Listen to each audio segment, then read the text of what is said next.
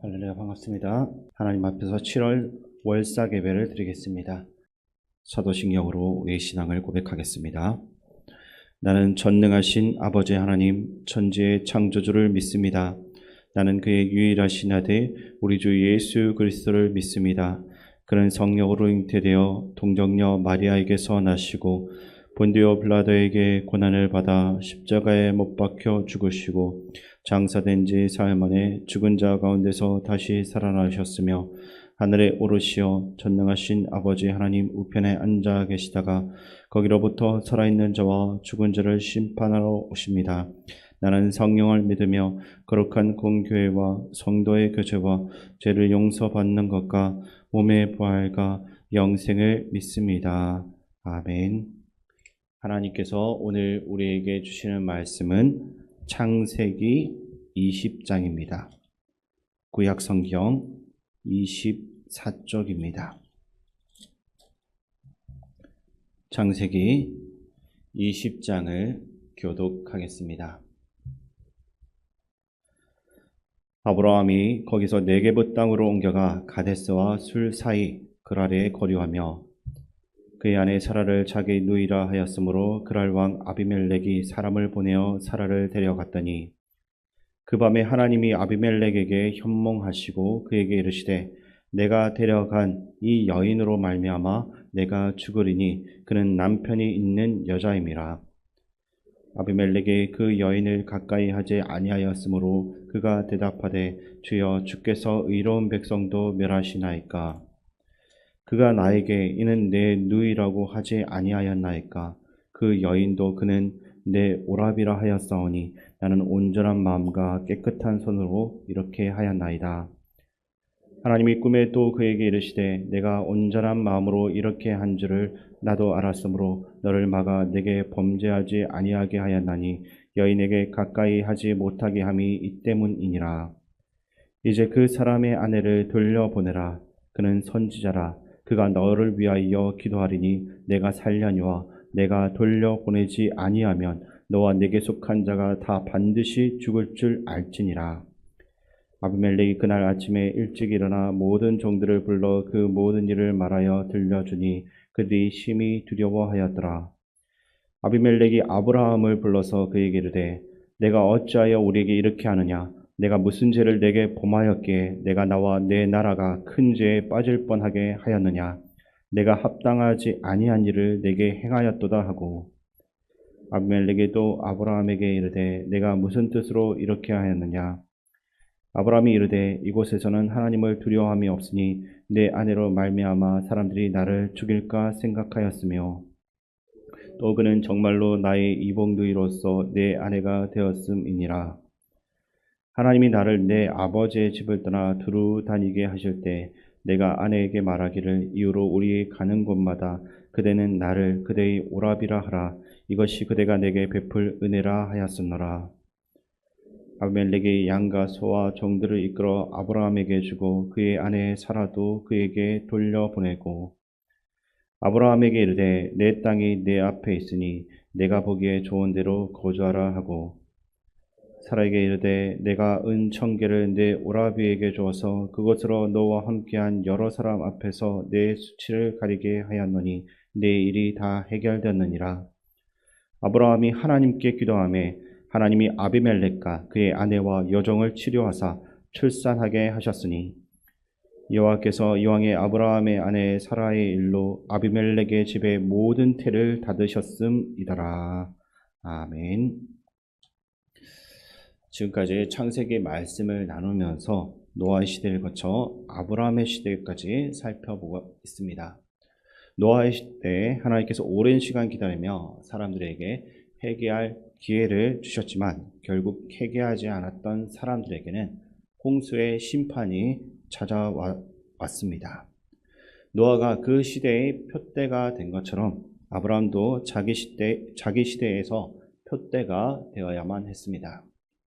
세상 사람들이 볼 때 그 길은 아니고 이 길로만 가야 한다라는 그러한 생각을 할 수 있는 삶, 그것이 노아의 사명이자 아브라함의 사명이고 또 오늘날 교회의 사명이기도 한 것입니다. 그러니까 교회는 단순하게 세상의 악을 비판만 하는 것이 아니라 그렇게 살면 망할 수밖에 없다라는 사실을 끊임없이 경고하고 드러내는 것입니다. 그것이 교회가 세상을 향해서 취해야 할 태도라고 할 수 있는 것입니다. 그런데 오늘 20장을 보게 되면 아브라함에게서 조금 걱정스러운 모습을 보게 됩니다. 본문 내용을 보면 12장에서 있었던 것과 동일한 사건이 다시 벌어지고 있습니다. 먼저 본문 1절 말씀을 제가 읽어드리겠습니다. 아브라함이 거기서 네게부 땅으로 옮겨가 가데스와 술 사이 그랄에 거류하며, 네게부는 가나안 땅의 남쪽 경계 지역을 일컫는 말입니다. 이 지역은 하나님께서 아브라함에게 약속하신 땅의 가장자리에 위치해 있고, 이것을 넘어서게 되면 블레셋 땅과 같은 이방 지역으로 들어가게 되는 것입니다. 하나님께서는 아브라함에게 명확히 약속의 땅에 머물러 살라라고 말씀을 하셨습니다. 그러나 아브라함은 이 명령을 온전히 지키고 있는 것 같지는 않았습니다. 창세기 12장에서 아브라함은 기근을 피해서 애굽으로 도망치듯 갔던 경험이 있습니다. 이때 그는 그의 생존을 위해서 하나님의 약속을 저버리고 자신의 판단만으로 행동하는 모습을 보였습니다. 그 결과 잠깐의 안전은 보장받을 수 있었지만 아내를 빼앗길 수 있는 큰 위기를 겪기도 했습니다. 20장에서 우리는 아브라함이 비슷한 상황에 다시 직면한 것을 보게 됩니다. 하지만 이번에는 완전히 약속의 땅을 떠나지 않고 경계선에서 망설이고 있는 모습을 볼 수 있습니다. 이러한 아브라함의 행동은 우리 신앙생활의 현실을 잘 보여주는 것입니다.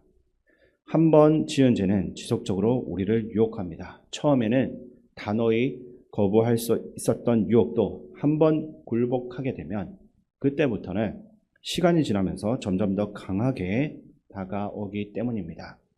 그렇기 때문에 한 번 범한 죄를 다시는 범하지 않겠다라고 다짐을 하지만 그 순간의 짜릿한 기억과 유혹은 계속해서 우리의 마음속에 남아 있는 것입니다. 그렇기 때문에 한 발은 죄와 세상에, 다른 한 발은 믿음의 땅에 두는 식의 삶은 결국 실패로 이어질 수밖에 없는 것입니다. 우리는 아브라함의 예를 통해서 믿음과 죄의 그 경계선에서의 망설임이 얼마나 위험한지를 깨달아서 하나님 앞에서 명확한 결단을 내리고 그 결단을 지켜나가는 삶을 살아나가야 할 것입니다. 창세기 20장을 살펴보면서 우리는 아브라함의 신앙이 그 모습이 이전보다 크게 성장했을 거라고 기대를 했지만 현실은 그렇지 않았습니다. 오히려 그의 믿음이 더 나아진 것 같이 보이지 않고 후퇴해 보이기도 하는데 이것은 우리에게 중요한 교훈을 줄 수 있는 것입니다. 아무리 수십 년의 교회 생활을 했다고 할지라도 그 신앙의 모습이 자동적으로 성숙해지는 것은 아니라는 것입니다. 왜 이런 반복적인 문제가 발생하겠습니까? 12장에서 아브라함의 실수는 그가 믿음의 초보자였기 때문에 어느 정도 이해할 수가 있는 일입니다. 하지만 15장에서 하나님과의 그 깊은 교제의 경험을 하고 또 그분에게 의롭다 인정받은 후에도 20장에서도 같은 실수를 반복하는 모습은 우리를 좀 당혹하게 만드는 것입니다. 이를 통해 성경은 인간의 본질적인 연약함을 적나라하게 보여주며 우리의 신앙이 성장한 것 같아도 여전히 같은 유혹과 실수에 빠질 수 있음을 보여주는 것입니다. 이것은 오랜 신앙에도 불구하고 근본적으로 변하지 않는 인간의 모습이기도 한 것입니다.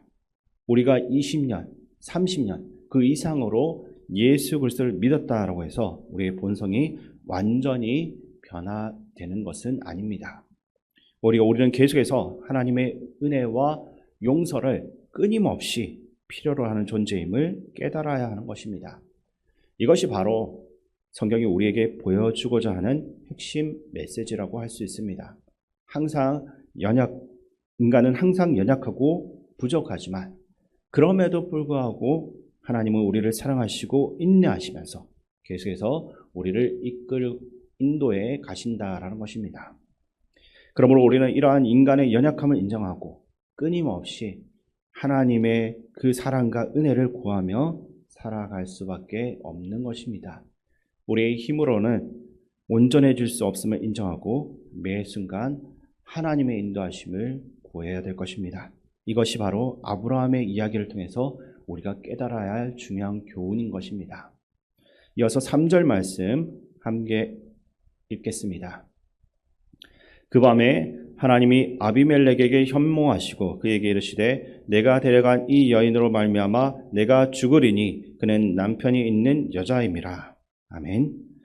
창세기 20장 3절에서 언급이 된 그 밤에 이것은 결정적인 순간을 나타냅니다.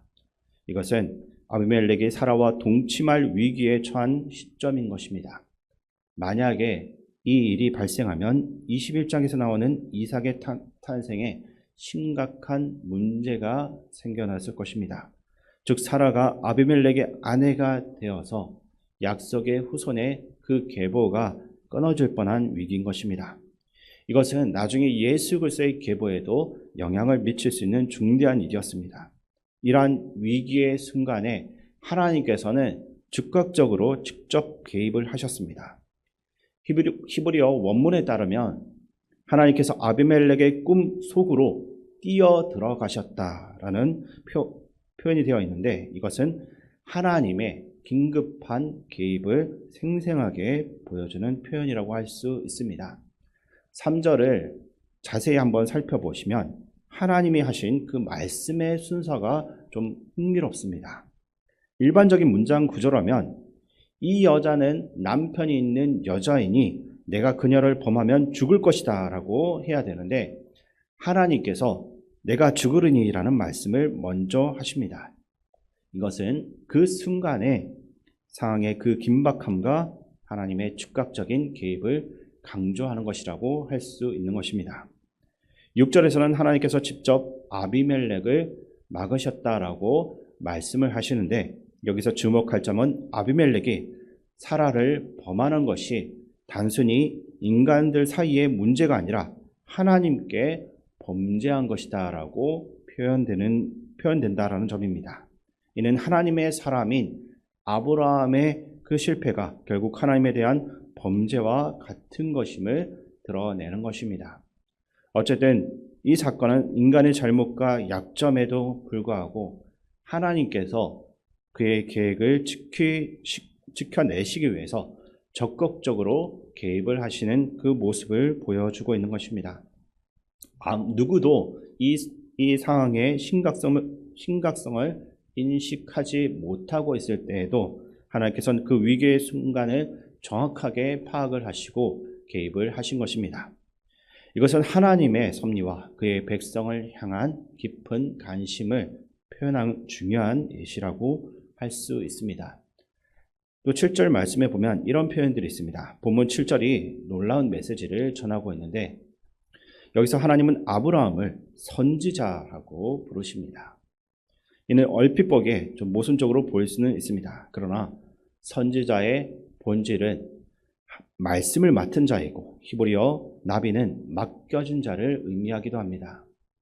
그리고 창세기 15장 4절에서 하나님의 말씀이 아브라함에게 임하였기 때문에 그는 선지자로 불릴 자격이 있었던 것입니다. 이것은 하나님께서 아브라함의 무너진 자존심을 세워주시는 모습이기도 합니다.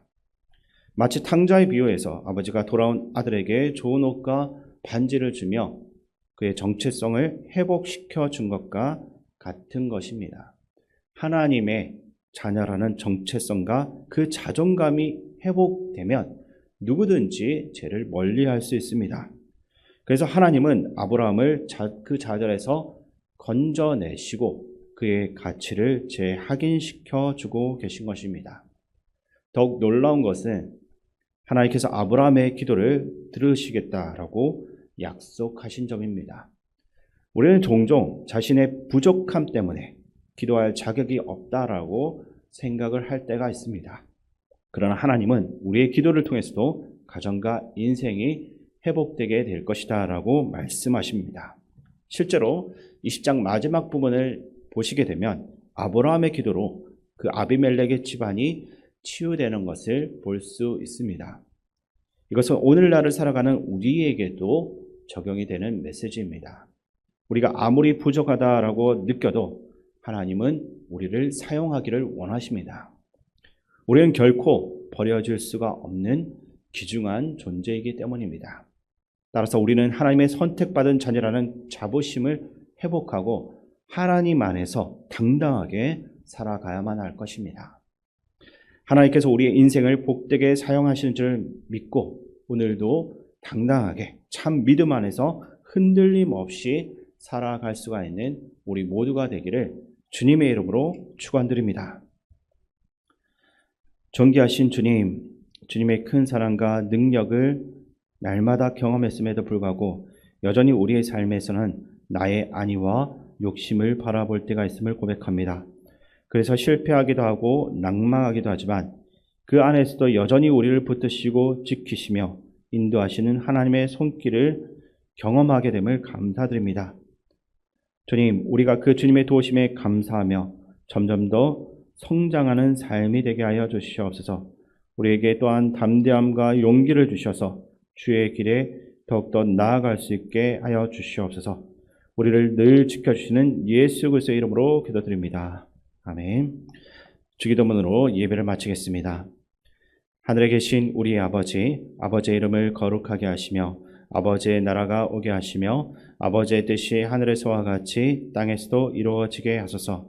오늘 우리에게 일용할 양식을 주시고 우리가 우리에게 잘못한 사람을 용서하여 준 것 같이 우리 죄를 용서하여 주시고 우리를 시험에 빠지지 않게 하시고 악에서 구하소서. 나라와 권능과 영광이 영원히 아버지의 것입니다.